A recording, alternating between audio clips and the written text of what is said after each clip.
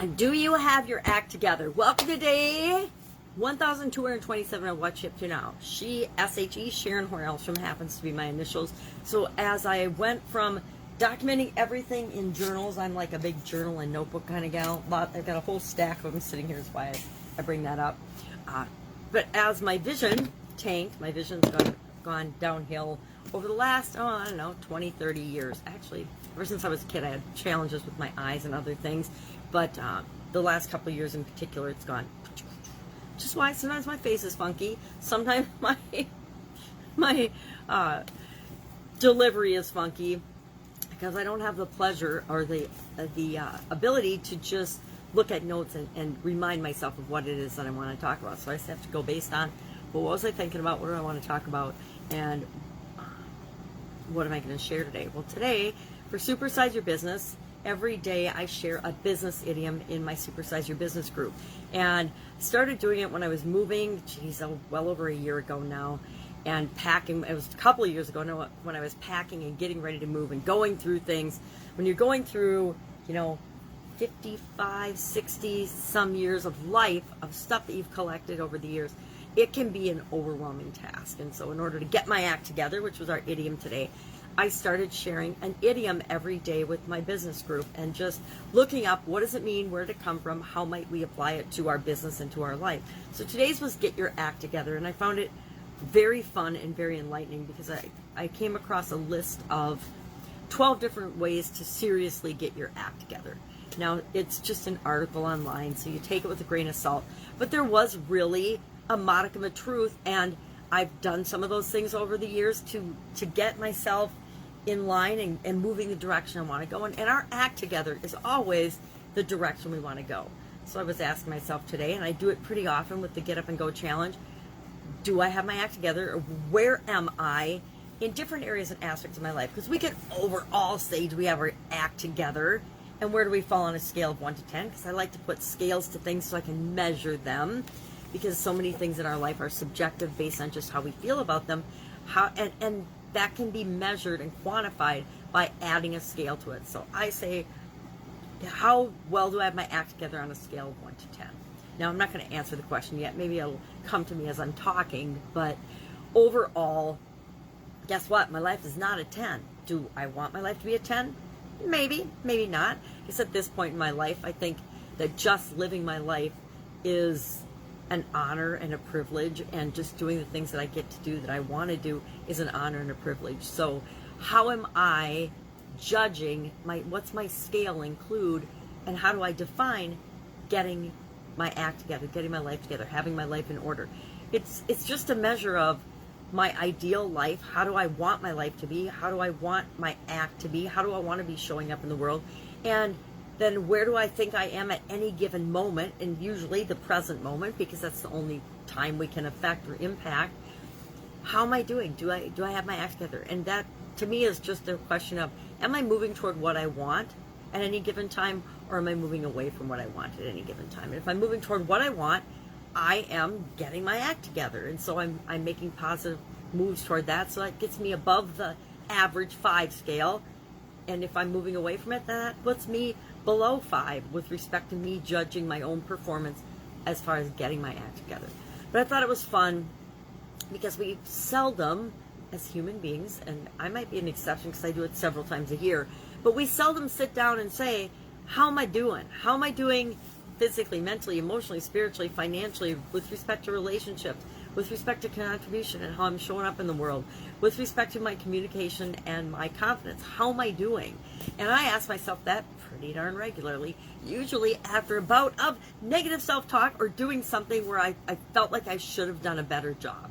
Because we are our own worst critics. At least the majority of people I've ever met, even if we don't show it on the outside, or people don't show it on the outside, we usually are our own worst critics. We beat ourselves up more than anybody else on the planet ever would. We say stuff to ourselves that no one on the planet would ever say to us, even through social media or to our faces. Well, some people might, but that's just because that's the way they feel about themselves. So getting our act together, I thought it was a good one. And I shared a list of 12 things just from an article that, and one of them was from our sponsors, the best dating and relationship advice you'll ever get. Well, that has nothing to do with getting our act together, except relationships are a part of how we determine if we have our act together or not, right? Are we in relationships? Do we have good relationships with the people we love and care about? Do we have good relationships with the people that we work with? And again, good is a relative term. We get to define and decide what good means for us. Maybe we don't care how close or family-like our work relationships are, because we've got an extended family that supports us in all the ways that we want. And it doesn't matter in our work and career. We want good relationships, good working relationships, but we get to define what those relationships look like. So it was a fun list that included some business-related things, a lot of just life lesson things, and things that we learn through having experiences, which is one of the things on the list. Be present, which is another thing on the list. Be living in the present moment, realizing it's the only time we've got, right? This minute, right now, this instant is the only guaranteed instant that I have or anybody else has. We are not guaranteed a future. We all have a past, nothing we can do about that, but we're never, any of us, guaranteed a future. So we want to make the most of where we are, what we're doing right now. Because where we are, what we're doing right now, might not be ideally where we want to be, but it's the only time we can take action to put things in motion to create something else in our lives. Our idiom was, again, get your act together. I thought it was a good one. I'd love to know your experience with this particular one. I've heard this one a lot in my life. Imagine that.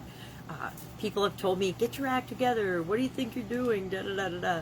A lot of times, both in work and in play and in personal relationships, and from my parents and my family. It's like, when are you going to get your act together? When are you going to graduate from college? When are you going to do this? When are you going to do that? When are you going to get married? When are you going to have kids? Da, da, da, da, da. On and on and on. We've all heard it. So, that was our idiom for today. In our annual challenge this year, our annual challenge is to do one thing every day that centers us. From the little journal book, do one thing every day that centers you. Based on, I picked my annual challenge for my own personal development, my own, what do I want to work on this year, and also what's available in these cool little journal books, or these little, I guess I'd call them journals, because I do the exercises right along with you, and I write the answers to, and I do the activity that I share every day. Started doing it, this is my 4th year, so we're almost in the middle of the 4th year of doing this every day, where I just look at the book, and why do I use the book? Why do I use a tool? I use a tool because it makes it an easy habit and automatic. Why am I still doing it, 4 years later? Because after the first year, guess what? It became a habit. Every day I was used to doing something. Prior to doing these books, I had decks, and I got a couple of them. I'm not going to dig one out, but I have these different decks. And so every day I would just pull a card randomly out of the different decks of cards as a personal development habit, to just look at and say, okay, I want to work on my wisdom, or my intuition, or my money handling, or my abundance mentality, or my mindset. Whatever it was, I would pick out of the deck, and a card would come up. And it would be some random saying, some random positive saying, right? I want to reinforce positive things in my life. But it would be something about, I'm just going to grab a deck now that I'm talking about it because it's bugging me. This one's well-being cards. So I would just randomly pick a well-being card out, read it, and that was my daily challenge, my daily thing. And then I came across these little journal books, and one was about doing one thing every day that scares you. And I wanted to stretch my comfort zone, because I'd learned from these different card decks and from reading and studying that we have a comfort zone, and within it, that's our average. That's where our behavior is. That's where we live and stay and do. It's like this invisible barrier around us that protects us, the way we behave, our beliefs, the things we think about. And so I would read one of these every day, and then that would be just the thought or the thing that I would carry with me throughout my day. So whenever I got off track, or I needed to get my act together, I wanted to think about something positive, I would think about that card. So for example, let's just look at one. This one says, magnifying glass, I envision more and act less. And then on the back, there's a longer little write-up, and it says, as you take the time to find images in your mind that are pleasing, you will more often achieve vibrational alignment with all things that you desire. From that alignment, you will experience more inspired ideas and assistance from others. Inspired action is very satisfying and extremely productive. Okay, so this is about creating what we want in life, right? Getting our act together. And so I would just have that with me, and I'd think about that throughout the day. So if something happened at work or in my business that was a little stressful or frustrating, and I wanted a positive spin on it, I would just pull out that card and read that card and think about that for a minute or two to get me back on track or get me feeling better about whatever was going on around me. Because sometimes we find ourselves in environments that aren't 100% in our best interests. Now, how do we get there? Well, of course, we put ourselves there based on the choices and decisions we made throughout our life. But just because we find ourselves there doesn't mean we consciously chose to be there. We made decisions and choices, and a lot of the decisions and choices that we make, we don't really think about. We just go with our gut instinct, and we don't always go with our gut instinct. We just do what we think we should do. And sometimes then we wake up and find ourselves in situations that are less than ideal for us. Might be perfectly ideal and awesome for someone else, but they're not right for us. And that's always the defining characteristic, is how does it make me feel? Is it for me or not for me? And if we go with our centered gut and we think about those things, we make a lot better choices, and we lead a lot happier, more fulfilled, positive life. If we feel better, we do better. If we do better, we have more positive results and outcomes, and our life is happier than if we were just flim-flamming through it and not paying attention to what's going on. So that's part of why I love doing this annual challenge. And this year's on getting to know myself better, being more centered, being more focused from within. Everything without comes from within, right? So we need to work on ourselves more than anyone else or anything else in order to create what it is that we want in our lives. And so today was about being lonesome and lonesome animals. And I think there's a big difference between being lonesome and being alone. A lot of people have learned this over the last year or so with COVID-19 and everything. I think a lot of people have learned that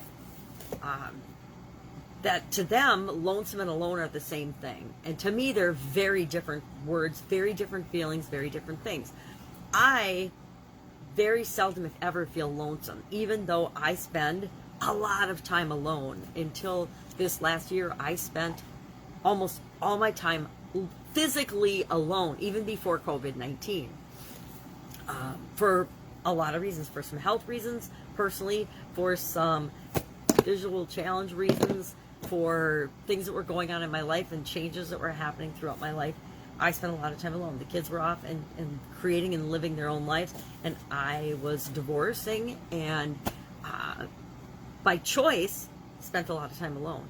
So to me, alone time, I love my alone time. I love my quiet alone time, because that's the time that I can guiltlessly work on and pursue the things that I'm interested in. I can read. Reading's more of a challenge these days, but I still seem to manage it. I'm in a reading challenge right now, which people would say, Jesus, you're legally blind. Why are you in a reading challenge? My kids shake their head at me. They're like, you need to do audiobooks, Mom. And I'm like, maybe, but I find creative ways to make it possible for me to still consume information in books, because I love books. I've loved books and reading since I learned how to read as a kid. And I'm not willing to give that up yet. So as long as I have any vision whatsoever, I figure out ways to read. And then once I have no vision whatsoever, then I will listen to books, and I'll continue to absorb material that makes me feel good and energized. So today it was about being lonesome versus being alone. I'd love to know how you've experienced that over the last year, especially with COVID and the pandemic and everything. I think that we have, a lot of us have been alone a lot. A lot of people that had never been alone before have either been alone or with a small group of people, our immediate families for the most part, for the better part of 2020 and 2021. And that has created, and we'll be finding out for decades, the impact of this year of craziness and chaos on people, but people and relationships and emotional, I want to say trauma, because I think for a lot of people, COVID-19 has been traumatic in that They have been forced into situations that they've never had to deal with before, and were totally ill-equipped to handle the changes that happen so fast and happen continuously. And I think that a lot of that was intentional. That's just my opinion. But whenever we are thrown in uncertain circumstances, it increases fear. And when we have increased fear, we're less able to act and think for ourselves. And I think, again, a lot of that has been, unnecessary and really heartbreaking as well. So that's it. Loneliness and get your act together. Those are my two big topics today. Again, pausing, get up and go challenge until August. I think it'll be August 1st. We'll do our next Get Up and Go challenge. We'll do fewer this year because we're coming out of all the craziness that happened in 2020. We did it 6 times last year. We've done it twice already this year. We'll do it in August, probably October and December again. So we'll probably do it 5 times this year, just because it's my way of giving back and sharing some of the tools and some of the strategies and some of the things that I have personally used for decades to create success in my own life, both in the offline and the online world. And I want to share that with other people. It just was my way of giving back for 2020 because of the COVID, because of the pandemic. A lot of people were frozen and stuck in their tracks, not knowing what to do. And I was like, no matter what's going on outside of us, there's always things that we can do. Well, how do we decide? How do we look at, how do we manage this? How do we manage change? Guess what? Change is never going away. COVID-19, hopefully we won't ever see anything as ridiculous as that again. But, and I'm meaning not that the thing itself. We've had global issues and pandemics and health challenges before. We're human. We live in a very chaotic, crazy planet, and stuff's going to happen. But the way it's been handled or not handled, the way it's been dealt with, let's just say that leaves a lot for us to learn from as a global community in terms of how we should and will do things moving forward. It's got nothing to do with politics, by the way. It's got nothing to do with whatever we might personally believe. It's got to do with how do we as human beings make sure that we are better human beings overall, not just some people are way better off as human beings and everybody else is pretty much SOL, and that's not right. Now, life isn't fair. I have no illusions of life being fair, thanks to my dad for teaching me that as a young girl. Hey, stuff's going to happen. It's not going to feel fair or seem fair to you, but life is actually, even though we say life isn't fair, life is actually totally fair. And I'm sure that'll upset people that I say that, but life is fair in that we get out of life what we put into it. And it might not seem like that on the outside looking at people's situations and things that happen to them, but somehow our life is fair for us. We are getting out of our life what we're putting out into the world and into our life. And that doesn't always seem fair or feel fair from inside of us, but it actually really is. You know, what we put out in the world is what we get back. And sometimes we think we're putting a lot more out into the world that's of value, but it's really not, and we're kind of deluding ourselves. So when we're honest with ourselves and we say, okay, you know, life isn't fair, meaning everybody doesn't get the same thing in life. And wouldn't it be boring if we did? It'd be just like, I was talking to my granddaughter the other day, and we were talking about, wouldn't it be boring if there were a billion grandmas, me meaning, wouldn't it be boring if everybody was just like me? Wouldn't it be boring, and she and I were talking about, she's just turned 6, wouldn't it be boring if everybody was like you, just exactly like you? If we all looked alike, thought alike, behaved alike, you know, liked the same things, life would be terrible, boring and monotonous, and even more competitive. If everybody was the same and looked the same and wanted the same things, we'd all be competing with each other, and it would be chaos. So as much as some people think life should be fair, we should do all these things to make it fair for and equitable for everybody, that is the most unrealistic and ridiculous thought on the planet. You know, it's kind of like, probably get in trouble for saying this too, labor unions thinking everybody should make the same wage. Yep, labor unions were and are valuable in that they help to increase the wage for people, but they also encourage the lowest common denominator, the worst performance, the worst behavior. And we are rewarded based on what we put into the world, what we contribute, not that we just show up. And I think that we're in trouble for a while here as the world realizes that there's more to life than just showing up. There's more to life than just being around, hanging out. It's what we put into life that matters. All right, I'm getting off on a tangent. If I can help you in any way, if you're struggling, if you don't know what to do next, if you've got a question and nobody to ask, and you've looked and you've tried to figure it out and Googled it, but you're just stuck, hit me up in the comments below or direct message me. Again, I always say I might not know the answer, but I guarantee I can help you get to your next step, get to the thing you need to do next so that you don't feel stuck. It's one of my biggest frustrations coming online, actually in running my own businesses as well, until I created the teams that helped to support me. One of the things I missed most when I left corporate America was that I had unlimited resources at my fingertips. I had access to great minds, great resources, great people, and when I left and went out on my own, I did that without creating that structure around myself first. And so there was this big gap and outage in, I need somebody that can do IT for me. Had it all the time in my corporate life. Here I am in this manufacturing business. We need some IT help. I don't have the experts I can call. So what did I do? I called my old corporate experts and said, hey, who do you know that I can hire to do this? And so we get creative with that. But until we create that structure, there's a gap between where we are and where we want to be. And our job throughout our entire life, just keep filling that gap to move us toward what we want. All right, have an awesome day. I will, of course, be with you tomorrow.